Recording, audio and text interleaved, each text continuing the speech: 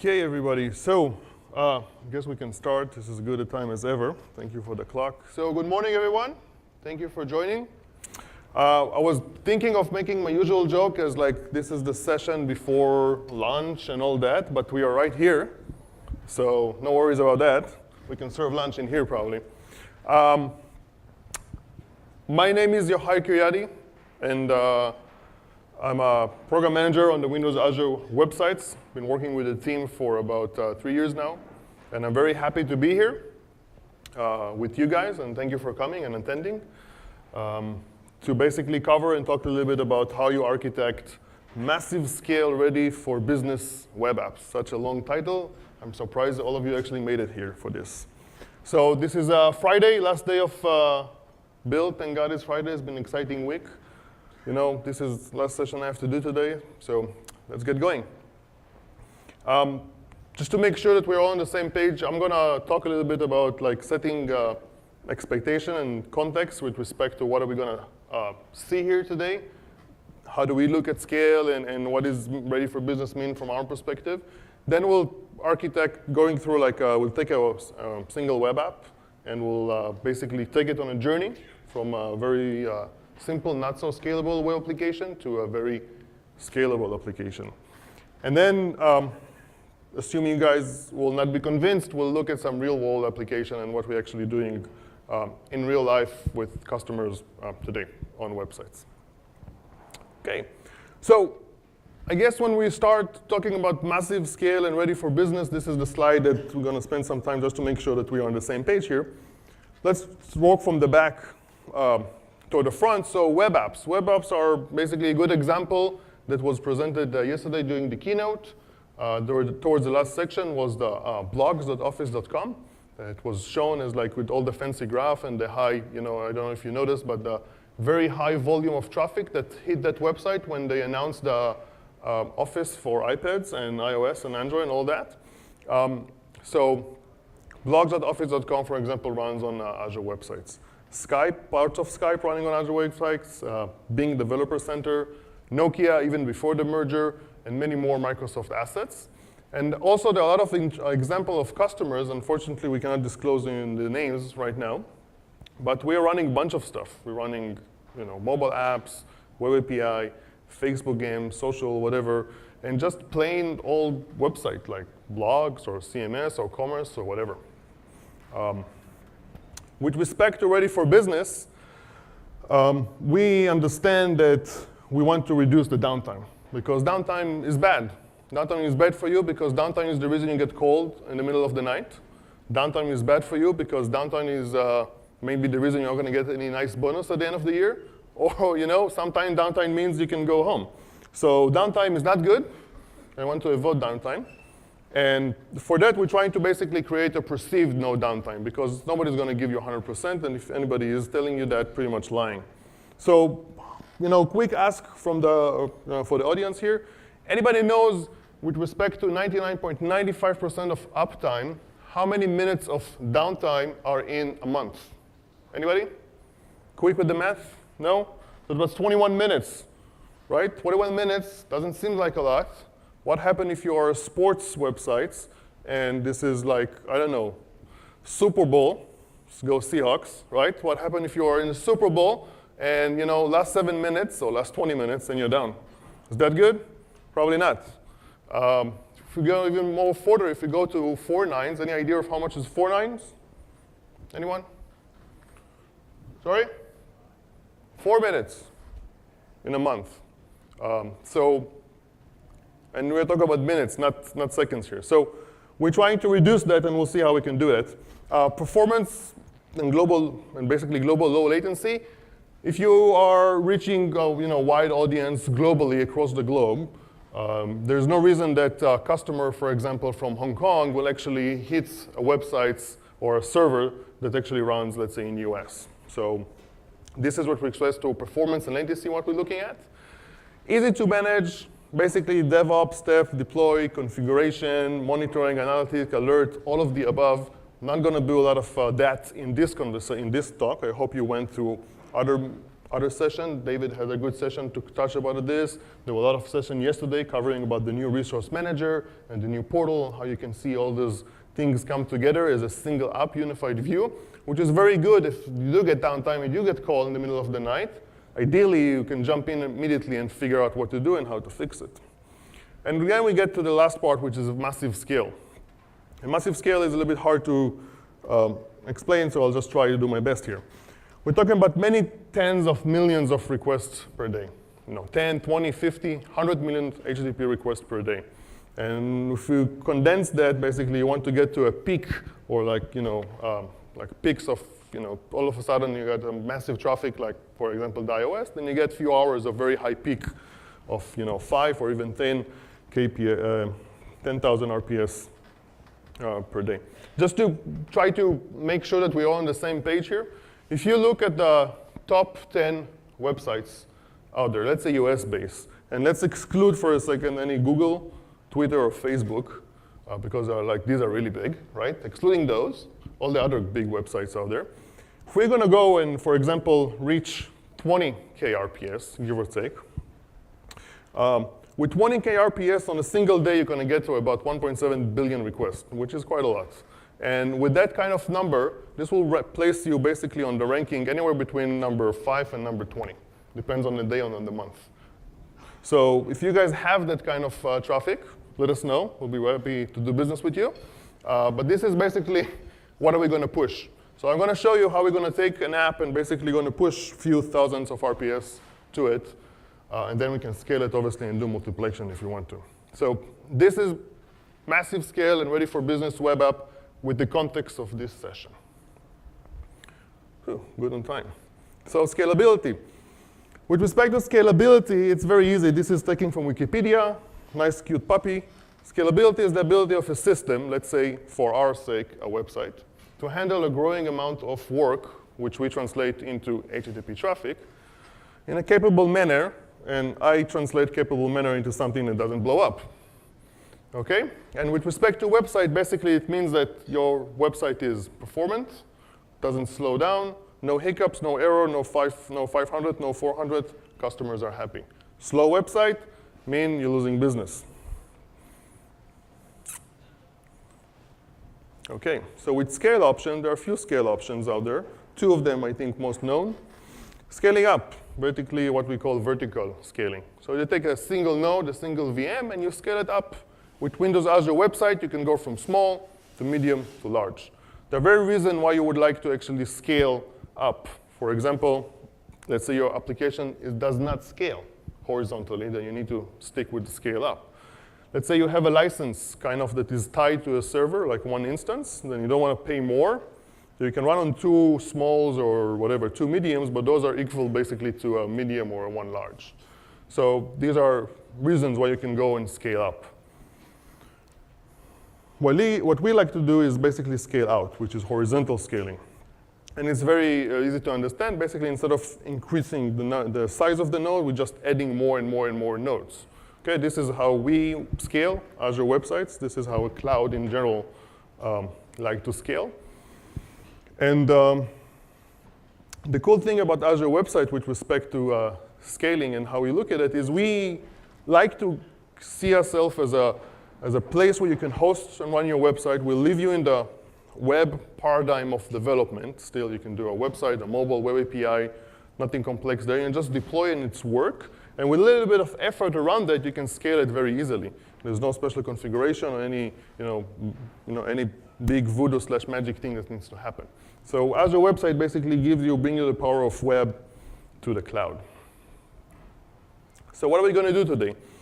Now that we understand what are we talking about and what we want to achieve, let's see how we can take an app and walk it through a journey towards scalability. Basically, we'll start with level 1, which is be a very simple app. As you can see, small number of users and small number of RPS. We'll push it to level 2. We'll get more users and more RPS. I guess you guys can see the trend. And then we're going to end up at the boss level. And yeah, there's a few gamers around here. We'll take to the boss level, and we'll see basically what does it mean to go at tens of thousands of RPS, and how can we do it, and so forth. We're not going to see, yeah, okay, let's just go. So level 1, beginners. Let's start. So I need to switch computers.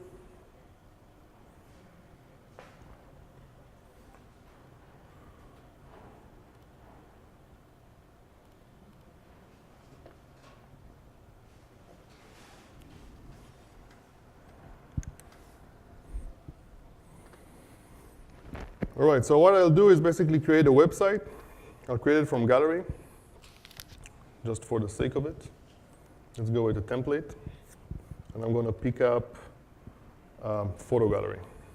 Photo Gallery is an app. It's kind of an old app now, a couple of years. Let's give it a name. Photo Gal Demo. Good. Put it here, no central. And create. And the reason I'm creating it from gallery, just because it's easy, you're going to see the code in a second. One note about creating apps from gallery. In general, creating apps from gallery is cool, and it was meant to basically just accelerate development, as a pitch for new guys, for people who are just onboarding, to make it easy and quick to get yourself introduced with Azure websites. It was never intended to actually go and be any kind of production level site. And the reason I'm saying that is because 2 weeks ago, and this is a true story, 2 weeks ago, we get an email, escalation email that we call it in our company, that comes really fast from all the way down, although it's an escalation.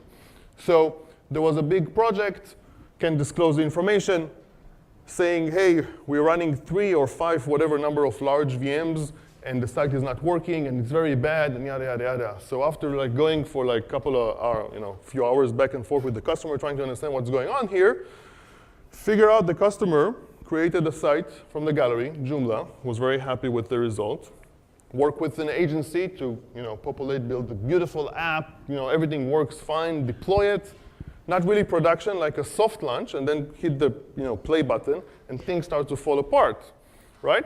So apparently this dude, the customer, did not scale up the website great, but didn't do anything about the backend.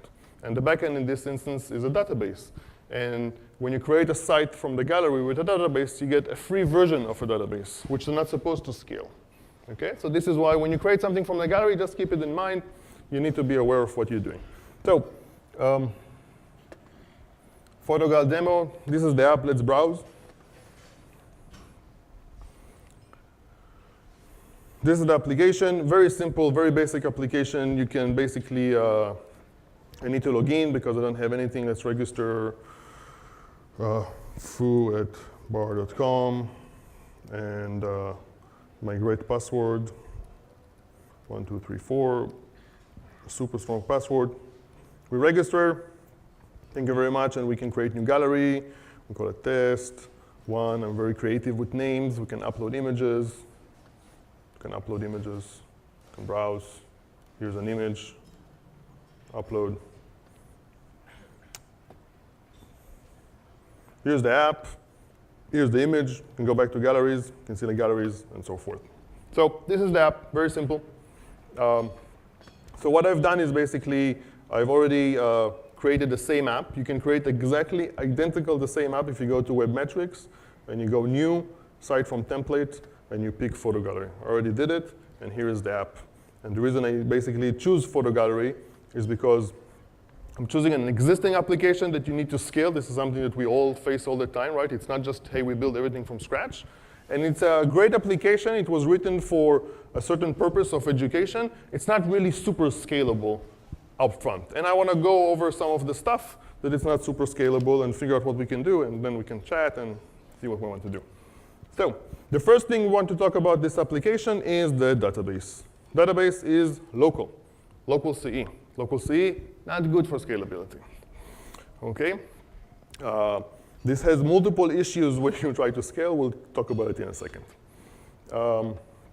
If you talk for a second, look about the upload. Then the upload has some security context, and you're required to do authentication, as you see, to log in.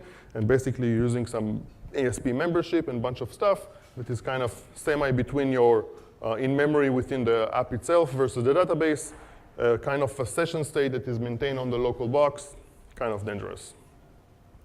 And the images themselves, if you look at the upload, images themselves are not stored on the disk as I would expect. For some reason, they choose to actually get the bytes and basically push the images itself, binary, into the database. It's not that of a bad idea, but with respect to scale, pushing and writing might be good, and if it's in database, it can be accessed from everywhere. Reading would be horrific. Obviously, if the images size are getting bigger, putting images in database for that kind of purpose is not really a good idea. And again, we'll see it later why.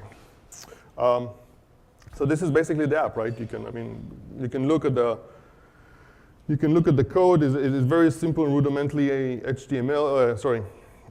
.NET, very simple SQL. There's no EF. There's no magic behind the scene. Very, very simple app that doesn't really scale well.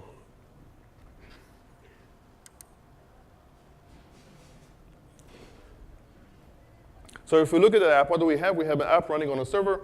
And if you look at the app itself, we have our code, we have our database, and we have our images. And all of these basically are local on the disk, on the VM, sorry.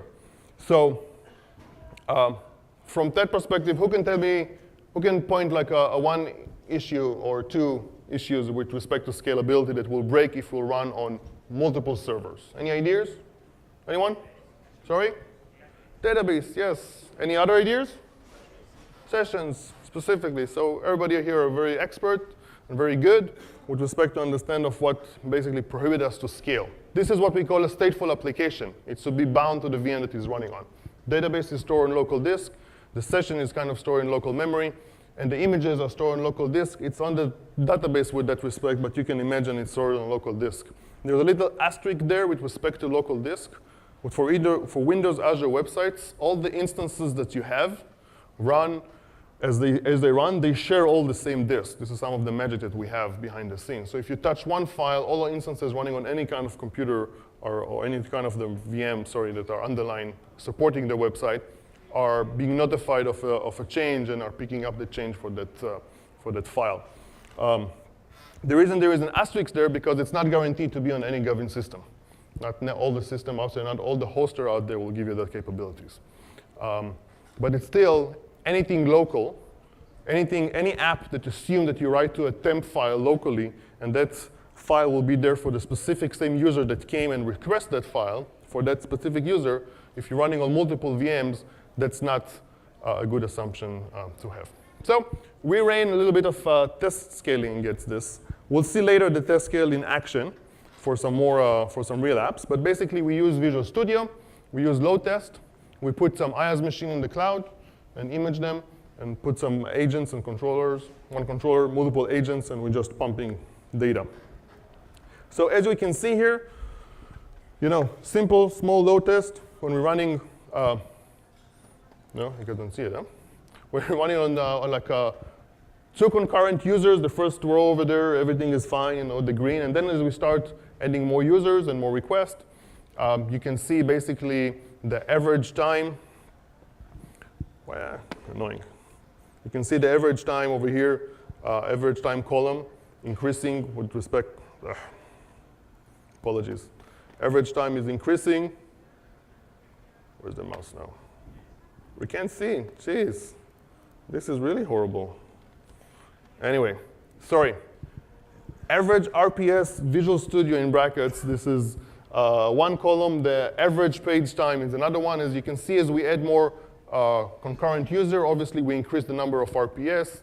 We do increase the number of average page per second, which is not that bad. But if you look at the average time, it goes from a second, to 6 seconds, to 10, to 12, to 25. And at the end, the last row, basically, we actually see that is getting down. Like we have less RPS and less of everything, and we got a lot of errors. This is 1.3% of error. This is where we actually said, like, hey, this is not going to scale anymore. Any more pressure on this, and it will just break. So this is the app. Not really scalable. Yeah, anything above a couple of seconds for a page time is not acceptable anymore. So moving forward, what do we want to do? Level 2, expert. Let's see what we can do. So I think we covered like all the problem. We got to understand database is an issue, the images and the sessions. So let's see. The first and easiest thing to do up front is basically go ahead and yank the database out and put it in SQL. This is the most easiest thing to do. It will give you a lot, it will be very beneficial. Second thing to do is basically take the image and put them out in storage. This is more important than you can think or imagine right now, unless you're already doing that. And I will be able to prove it to you very shortly. Last thing to do is basically take the session, and we yank it out outside somehow, and we'll figure out where we're at. So once we do all this work, and you'll be surprised, it's not a lot of work, we have a stateless web app. And with the stateless web app, now you can basically go ahead, take your app, and leave it hanging there. Put it on a server. And after you put it on a server, you can basically run it on multiple servers at that point. OK. So let's see how we do it.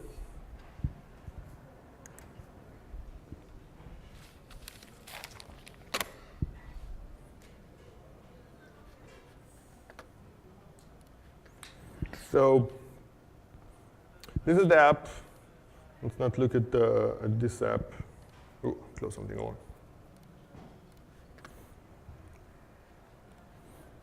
So this is one version of the app that we have. I put up the app in, already deployed the app. I'm not going to spend time on deployment and stuff like this. So this app is in the West US, and we've made some changes to the application to make it a little bit more easy to test from one perspective, and obviously the scale itself. So we ran some tests that you can see there are a bunch of photos over here, like 3,000 in each of those galleries.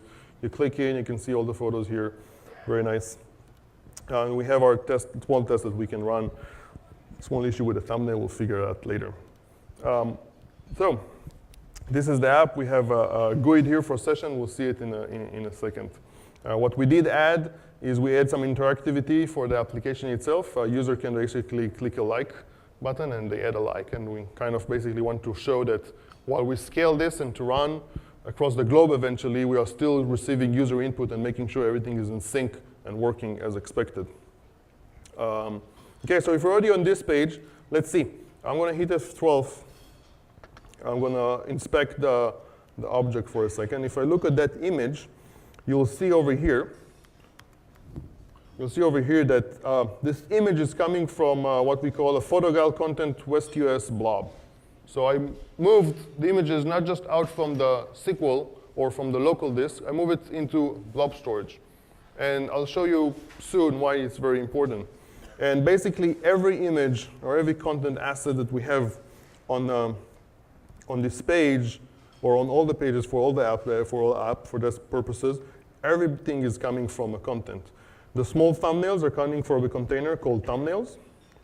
And if we click and look again at this one, the full images come basically from a container called full. Okay?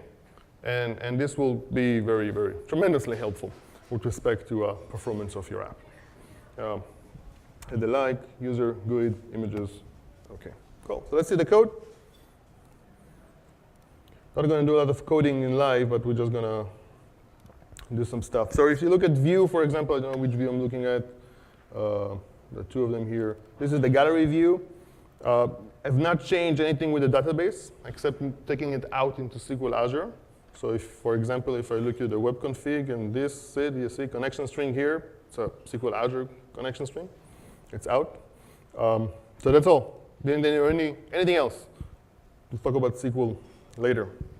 What I do have is basically I have an image helper that basically helped me craft the URL that I want to get. And basically very simple, get the full URL, get a thumbnail URL, and I construct it. I'm taking some information from the environment variable, which we're going to see in a second, and basically build the URL for you. What is this environment variable? So need to find the right app over here. If you go, how many are familiar with Kudu and the portal? Well, a few, not bad. Yeah, you guys I know, but not all of you. So basically, for every website that you have, this is the name that I got, Photo Gallery, West US. If you go and add HTTPS, and you go to something called SCM, for historical reasons, you're going to be prompted with a credential, which are your publishing credential, and you're going to land on this beautiful portal, which not a lot of people, unfortunately, are familiar with. We will make sure we change that. This gives you a bunch of stuff you can do. We're going to see a little bit of them. But the one thing I want to show is, like, click on the environment. You're going to see some environment setting and variables. Like, hey, you're running on 4 cores, 64-bit, memory, yada, yada, basically implying I'm running on a large. What I want to show you is, like, one of the app settings this app is available is the Azure Storage Base URL. And this is the West US version of the application. And therefore, we're seeing this from the West US, from the blob. This is basically named West US, but is obviously also hosted in West US. The way we get the data is if we look at Photo Gallery East, Photo Gallery West. If you look at the configuration, we have app settings. And in the app setting, I basically have, for each app, this is the app in West. There is an equivalent app in East US. Both of them has the Azure Storage Base URL app setting as a key, and the value obviously changes between each other. The nice thing that we are doing here is when we bring up the app, in real time, we basically infuse the app setting, inject it to the environment, as you can see, and your app can actually use that, which is really cool because you can do the same thing with connection string. You don't need to have multiple web configuration for different regions. You can do everything through the setting here and obviously through any other management tool that you wish to see. We did the image. Let's see about sessions. So about uploading image, I'll show you later. With respect to session, what we did basically is if you look at the upload, we're not requiring any more, not requiring you to have a session to do upload, just again to make it easier for us to test scale this. What we basically have is we took off the session and we do maintain session and we put it over here. So the way we maintain the session is we use it as a GUID. Very simple, like everybody else, but we just do it specifically manually for this application. I'm looking for a GUID, which is a user GUID. It has a GUID per user that comes in. And the one thing that I do track is basically how many times a user click on the like. And the reason I'm doing that is because when I scale test, I don't want to start managing logins and stuff like that on my test environment. So I cheat. The way I cheat is basically every user that does a 5-time likes, I'm going to automatically log him out. Next time this session, next time the basically browser hits it, you'll get a new session. This is just how I, in a graceful way, cheat the system to do what I want. Basically, maintain some load on the database to show inserts and log into the system without complexity in the test side of the house, actually to keep track of everything that happens. And it's very simple. I mean, to create a new user, basically you go ahead, create a new user, a new GUID. You execute this to update the table. And the response extension, basically we embed the cookie, and that's it. So that's the user management. The user, right now, I still maintain it in database. Not ideal, but hey, we'll see the performance, and it's not bad for this context. I think we covered everything. We'll see later how we update storage.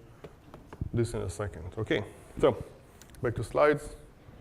Half an hour, doing good. So we have the app. The app is wonderful, it's running. So we took the app, we moved database to SQL, we moved images to blobs, we changed to non-sticky session, very important. One of the things that I want to also mention, which not a lot of people are familiar with, is you want to disable your error affinity cookie. Who is familiar with the error affinity cookie? 1, 2, 3% out of, I don't know, maybe 100 here or a little bit more. OK, close to 3%, not that bad. The error affinity cookie is something that we turn on by default. And I'll try to explain what it does and then show you how it works. Let's say you have a site, foo.com, and you're running on Windows Azure websites, and you have 2 instances, instance 1 and instance 2. A user comes in, hits our load balancer, our front end, within Azure websites, and basically says, hey, I want to go to foo.com. And we say, hey, foo.com runs on these 2 machines. And basically, we make a choice, go to machine number 1. And then we put a cookie in the response. And you can see that cookie. Next time, I'm going to hit our front end with our consecutive request. Basically, I'm going to go to the same machine. And again, and again, and again, and again. We did it basically for a lot of stateful apps that are there. But if you are a stateless app, you actually want to get rid of this behavior.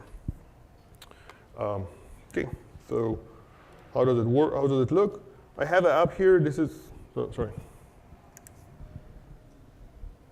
I have the app. This is the West US app. Here are some galleries. How I know it's a West US app, I can go here. This is not the one.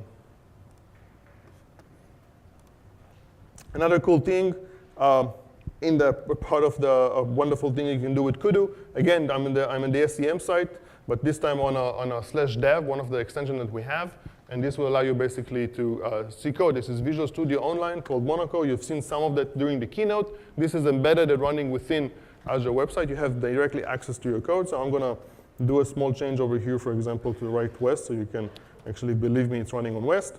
I'm going to go to the web config. The web config is a little bit longer, but I removed it so you can see my passwords. And I embedded the custom header basically to AR disable session cookie to set it to true. And if I go here and I refresh a couple of times, you see the only cookie that I get is the GUID, which we already talked about. If I go here and set it to false, basically that's it, it's saved. Where's the app? Where is it? Oh, over here. West, so let me refresh. Here's West, and here's the affinity cookie.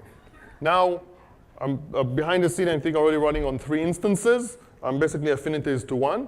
There's no stress on the system, there's nothing bad. But if there is stress on the system, you do not want to be affinitized, especially if you did all the work to go ahead and did all the work to become stateless. So where is it?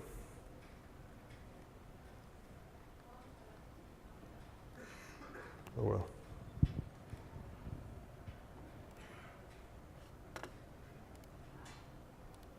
Let's change it back to true. To this. Go back to the app. Let me basically delete this cookie and let me do this. And that's it, no cookie. So you can play with it at home. Very important. Do get rid of the ARR cookie if you are running on multiple instances. And if you are running on multiple instances, consider using autoscale. Autoscale is only for optimizing your costs. If you don't care for money, you can run on all the instances you want all the time. If you do care,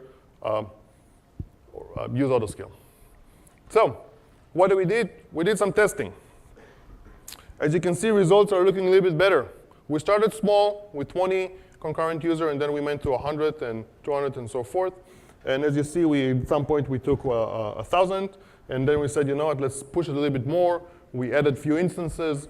We're running on 1,500 and 2,000 concurrent user. And as you can see, average number of pages per second increase. Average page time also increased, but not by a lot. We're still basically all the way up to the end under 1 second. It's not that bad. Total RPS, as Visual Studio see it, are huge numbers. Like we're talking about the thousands and 20,000 over here. And the WOW's RPS are the several low thousand, like 1,300 and 1,500 basically. And as you see, I stopped at the end because there are some errors. And basically, we didn't want to push it more with that respect. So I would like to ask a question, or two, actually. With respect to this information, why is the WOW's RPS dramatically low versus the Visual Studio RPS? And the Visual Studio RPS is basically, these are the clients that are pumping up the information, like you're doing the get for all the images, for all the pages, and getting back all the information. This is what the Visual Studio scene records, basically. And the RPS that I showed there is basically what the web server itself is seeing. If you answer that question, you can answer the second question is, why do we see arrows down there? We basically scale from 1 large to 3 large. I would expect to be able to at least push 3,000, probably more, before we can see some errors. Any ideas? No, cache, no. Sorry? Blob storage. Thank you. What's your name? Gabriel. Very good. You're very good. Very good, Gabriel. I wish I could give you something. I can buy you a beer later tonight if you want. But yes, blob storage. And why blob storage? And basically, this is going back to the conversation about blob storage. This is the view of a page. You see at the top, basically, request hitting the web server. You see, this is the photo gallery one running on East. Apologize if you can see really the fonts from here. I don't know. Can we zoom? Zoom? Is there a zoom? Yeah. All right. Zoom works. Photo gallery East. This is not the West. This is the East one. I got two already. And bunch of JavaScript and a bunch of stuff coming from that site. But everything else, and I've showed you basically the objects are coming from blob, which is good. You do not want those static images hitting coming from your website. This is bad coming from your website, good coming from somewhere else. Where? We don't really care. Put it in blob, put it in CDN, who cares? Just not from your website. It's a waste of money doing it on that because you're computing CPU cycle for something that you're not supposed to. So we put it on blob. However, if I go back for a second, you see the number is 25,000 requests per second. Why? Because if I go to a single gallery view in my app, there is 100 images over here. And some of this data is basically based on the fact before we did the paging. So you see the 3,000. So when you click, you get 3,000 of them. Okay, a lot of images. And all those images coming from somewhere else. So it's very good to basically offload this information somewhere that is not your web server. Okay, so what can we do further to optimize? We can optimize our database query in your code. We didn't do it for this application, and you still see those results. You probably could do and get even better results. Use persistent connection. Very, very important to use persistent connection for your database query. Super important when you have high scale. Not using persistent connection means horrible performance on your database because opening and closing those connections is extremely expensive. Who's running PHP? WordPress. Who's running WordPress? Wow. Man, tough audience. Who's running Umbraco? Wow, still tough audience. Sorry, guys. Anyway, persistent connection is good for you.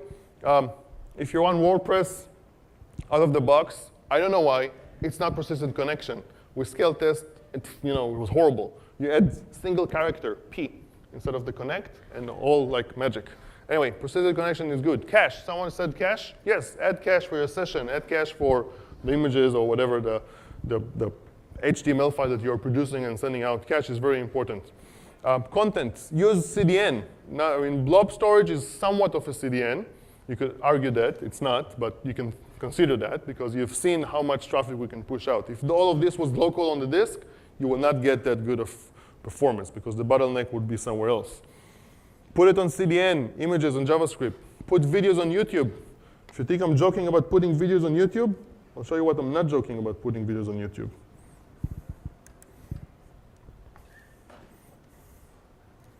I'll go to blogoffice.com. This is the announcement that they've been talking about. Hello.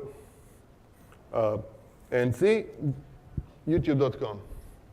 Why do you want to serve this kind of traffic from your web server? Definitely not the right place to put videos. So take it away, move it. Add cache, add CDN, add sessions, you're done. How much? 20 minutes, good. So application, our scale currently so far, we did level 1, very poor performance. Now we go in level 2, and this is a huge jump. This is few orders of magnitude. If you do this, you can basically push thousands and tens of thousands of requests to your website, and this is already putting you at that top bracket of performance. And again, if you have that kind of business and need, come talk to me. Come talk to David over here and Ranjit. They can help you as well from the team. We will happily help you get the scale that you need running on Azure websites. But we're not done. We basically want to do more. And what we want to do now is talk about what are the gaps of scaling this on a global level. So we have our app wonderful app. We had session, we had CDN, we had cache. Everything is working. You saw the numbers, true numbers. I'll put everything on GitHub so you can actually check it out for yourself, but it's really happening. And your wonderful app basically run on this great data center. Unfortunately, bad things happen to good data centers or good app. And as we talked about the percentage and downtime that you can expect, things happen. And unfortunately, really hate to say that, they happen more often than you think or know. And you can have a denial of service attack somewhere happening. You can have network issues, power issues, whatever issues. Okay? Things happen. You get a red X on your data center. And if your app is there, you could expect some performance degradation to basically complete blackout. Could be seconds, could be minutes, could be hours, hopefully not days, but things happen. So what do you do when such things happen? You basically want to make sure that you can run somewhere else without losing any of the fidelity that you have for your users. Basically, the gaps that we have right now is the web app is running in a single data center. So everything that we talked before was about local VM. Now it's the same thing, just at a data center scale. You're bound to a single data center within respect of the web app. Images are stored within that blob in these data centers. And the database is, again, in that data center. And if you want to do something, you have a few options. You have active, passive, DR option. Scott alluded to that during the keynote with the SQL replication. From one side to the other, you have one place active, the other one is read-only. You can do kind of that magic. What we want to do is basically go and get active, and do it across region. Why? Because first, you get the scale. You can multiply the numbers that we've seen so far. Second, you get latency improvement. So if you run in US and Europe, or Asia, whatever you want, the people within the locale, if anybody who's serving from UK will get to the European stamp. Anybody serving from US will get to the US stamp. And obviously, something bad happen, you get DR. Yes, so some of you have some latency issue, but it's better than nothing. So how do we do it? We go to the boss level. That's it. This is almost the end, and we're ready to get lunch. So global scale, what do we have? We have our website, storage session, SQL, we've talked about this. What we do now is basically we had a queue in between, and we had a web job. And what happened is that every update, only for writes, okay? Any kind of write that goes, basically for this application, it's upload an image and pressing the like. Those goes into a queue, then a web job basically reads and clear the queue, and take this information and push it into the storage and SQL. All the writes go directly through the SQL. Now, with this respect, with understanding the app itself, this is very context aware. You need to understand that those kind of apps out there are heavily invested on reads, right? What is the read-write ratio? How many users are actually uploading images? Not every single user upload image every single second. So the number of uploads of images is respectively small to the amount of reads that you're going to get. Same thing with the like. You're going to get a little bit more likes. So our testing and all the numbers that you've seen are assuming 10% of the people on their session will do like, and about 3% will actually upload image, and the rest are doing a bunch of reads. So we have this global scale. So this is still running in East US. Let's say there is a big X on East US. What do? We have the same thing running in West US. So you have a website, you have storage, you have your database. The web job right now, when it clears the queue, it pushes to N location. This time is 2, West and East. SQL is working with, in this instance, we're doing SQL data sync. You could use replication for read-only. You could use, another sample I show later is using MySQL, and can go with active. You can have the queue, the web job itself actually do the synchronization. A bunch of options over there to synchronize your database. We choose this option, which is easy for us and works for the application that we have worked with. And obviously over here you have the same thing. You have a queue, the web jobs, writing for the queue, because we want to allow users from any location to do all the operation for the sites. And basically it goes, go to the database, uploads, go to the other database, and this is how we close the loop. Now, the proof is in the puddings, as they say. And I will have to try and be able to actually sign the checks that I've just committed to you. So this is West. Got 9 images over here, and something bad happened here on the thumbnail. Although it's not really bad. I mean, the image is here. That's the thumbnail. I know why, but not now. And where is East? This is East? OK, this is East. Photo gallery. This is East. See? East. Test 4. This is test 4. This is West. OK, test 4. Same images. Over here, you can see the image.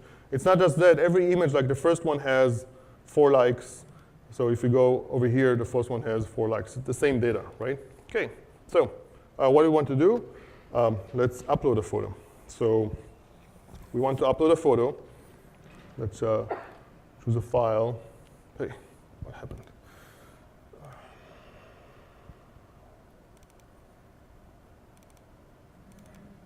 File, doesn't matter. Take this one. This one. See. OK, open. Hit the upload. Now you see, before, in the previous demo that we did, when you click the upload, your image immediately appeared on the gallery. But here it's not, because we're working through the queue. And if I refresh the page, so here is the image over here, one of those images. The thing is that you can solve this in multiple ways, right? You can do some magic with JavaScript and refresh and whatever you want to do it. But this is what happened when you put a queue. You add some latency in between. But what you get is high scale, and it works well across multiple regions. So this is West. Where is East? This is East. Let me refresh the page here. So we have 2. And now we have 3. Hooray! Works. You want to see it really works? Let's go to this one. It has 3 likes. Let's say 4. Here it is, actually 4. And just like before that, where were we? Go over here. This is West. We did this one, right? 3. And you see it takes a little bit of time. It not necessarily happen on the fly. Hopefully it will happen. 4. Thank you very much. So, yay. East and West, you have to believe me, it actually is East and West, 2 different sites. I know you guys have doubts. Like, I can see it on your faces. Like, no, he's lying. Wait, no, actually, I need to see more. Sorry, so this is the app, proof is in the pudding, works. Now, how do we do it? Basically, at the site itself, when we go to the upload, we go ahead, app upload. Basically, what we take is we take the app, we write it locally to local storage, just as a temporarily, because we want to put the file somewhere to process it. We give it a new GUID, and then basically we put in queue. We put a message in the queue. And then we have something we call a web job. A web job basically, where's the web job? A web job is a worker process behind the scene, right? It's a background task that can go ahead and do stuff. What I'm using here, I'm using the WebJob SDK. Who's familiar with the WebJob SDK? Even less bad. Okay, WebJob SDK, basically, it's a nice, quick way to, I think it was shown yesterday through the demos as well. It's a nice and quick way to allow you to create web jobs that run on websites. Basically, what I have here is a very simple program. This is it. Again, I take the environment variable to be able to find the site. And then when I process a message coming from the queue, the way it works here, this is how I bind to the queue. So there is a naming convention here for web jobs. If you put the name of the queue here as an input, and you put the iBinder that actually come from the WebJob SDK itself, Azure Jobs. If you do that, basically, you automatically get the pleasure of not writing any boilerplate code. And what happens is every time there is a message in the queue, this method will be called automatically. So you don't need to write and configure all of that. So it's kind of cute. It just saves time. No, not super complicated. And what we do, the way I put the message over here, I just basically put comma delimiter, and basically I split it, and I get all the information. We do upload of the image to the blob. We upload a thumbnail. We delete the file from the local disk, not the files on the blob. These files are already on the blob, and we update the database. Okay. If we look at the code to process a like queue, same thing. We decode the message. We update user +1 for the like for the photo story, and this is where we actually keep tab of how many likes the user did. So you see, really not optimized code for anything around here, but still good performance. When you upload an image, basically you go again against using the iBinder, WebJob SDK. I actually can write it to the stream. I write it to the container, which is full. And then I call replica. We'll see it in a second. The thumbnail, doing exactly the same thing. Again, binder to the stream. I do some manipulation on the image, and then I write a smaller image. The replica basically allows me to copy to a different container. Basically, east copy to west, and west copy to east. The constructor would simply get all the information for the source account and the target account. There's a limitation with Azure, with the WebJob SDK. You can only have one basically connection string for your container. So in the app config here, I have multiple. I have a remote Azure. Fine. And that's it. And I just get the container and copy it, and we're done. Database behind the scene. We have basically, how will I be able to show this to you guys? We have, I'm not seeing anything. We basically have, oh man, only doesn't work? I don't know why. It only works in presentation mode. Anyway, if we have time towards the end, I'll show it to you because we're getting close. Using data sync with SQL Azure. You can use bidirectional. It's worked pretty well. You can use replica. And the way I'm getting such a good performance from this is basically I'm using SQL Premium. They have a higher premium offer, which give you kind of a dedicated, not a shared instance. And you can get very high number of latency, of IOPS out of that, not latency. OK, so we still have time. We're not done yet. What I actually want to do is this. I want to go here. This is Visual Studio. This is how we run tests.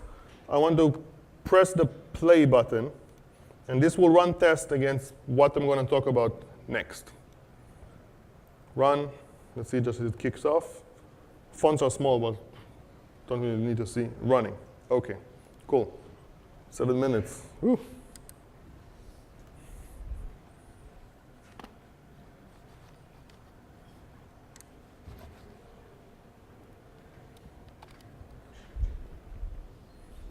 So we've seen the global scale, how it works. You can add traffic manager on top. We're going to do it in the next demo. And obviously, you can add CDN on top of whatever you already have. And this will be very, very good to you with respect to the performance. Super great. So traffic manager will do the shaping. You can do performance, basically A and B. And it will just route the user to the closest data center. And if there is downtime in one data center, it detects it and automatically will reroute you to the other one. This is how you can get very high latency. So copying images to remote data center, we did that. We use a queue to update the database. There is a well-known pattern, CQRS, command query responsibility segregation. But using the CQRS, you basically add latency. We didn't implement the full thing, it's just a regular queue. The CQRS is a well-blown pattern. We didn't do all of that because we don't need to, but you can read more if you want. You can add traffic manager. You should if you're running on multiple locations. Then you have a single CNAME over on top that you can manage all of them. And we do control synchronize and deployment. We didn't see it, but you can imagine that if you have a new version, you plug in GitHub, you put everything on staging, you flip a switch, and everything goes into production. A word of caution, using a queue to sync database can and may lead to eventual consistency. As we've seen, add latency. Images doesn't show up immediately. When you hit the like, this like will take time to propagate to the other side. Okay? But again, with the respect of the context of the app, whether you see 6 likes or 8 likes at a given time, it doesn't matter. And eventual consistency means that eventually you will be consistent with the database across the board. Syncing database works for most scenarios, not all of your application, and active state app is dependent on whether you can do it or not. So we've seen level 1, we've seen level 2, and we get the boss level, and what I'm trying to say is from level 1 to 2, we saw an order of magnitude, at least 2 orders, maybe even 3, depends on the app. Moving forward from here is basically just replicating the same thing. So it's more of a linear stuff. But hey, we could do 5 times whatever we saw right now. It will still going to work from all over the world, and you'll be able to pump up a lot of traffic. Okay, you may not believe me. I can still see those doubt in their faces like, nah. Okay, you're right.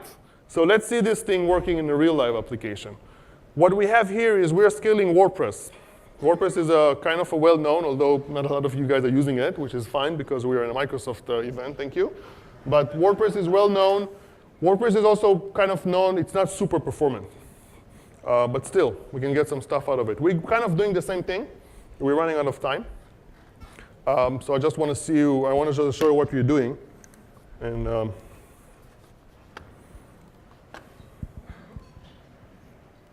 okay, so here's the WordPress app. I got WordPress in West, and I got WordPress in East. Let me copy this for a second. Okay, how do I know this is East?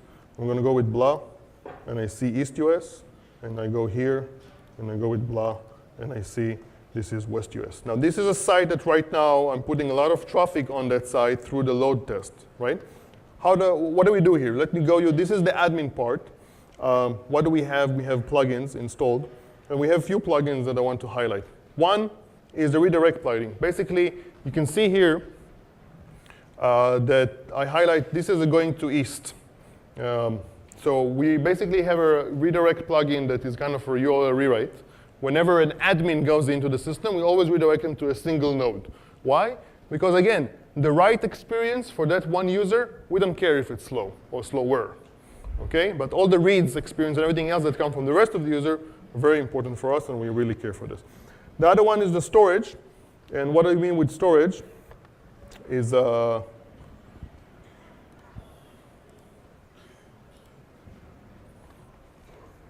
this goes to, see this is using Traffic Manager. We're going to a different URL. If I hit F12 here again, looking at the object image, so right now this is coming from West US, obviously, as expected, because we are here in San Francisco, so it goes to the West US. There is equivalent blob storage on the east side that is doing the same thing. We've seen this, we've seen plugin. I need to see anything else.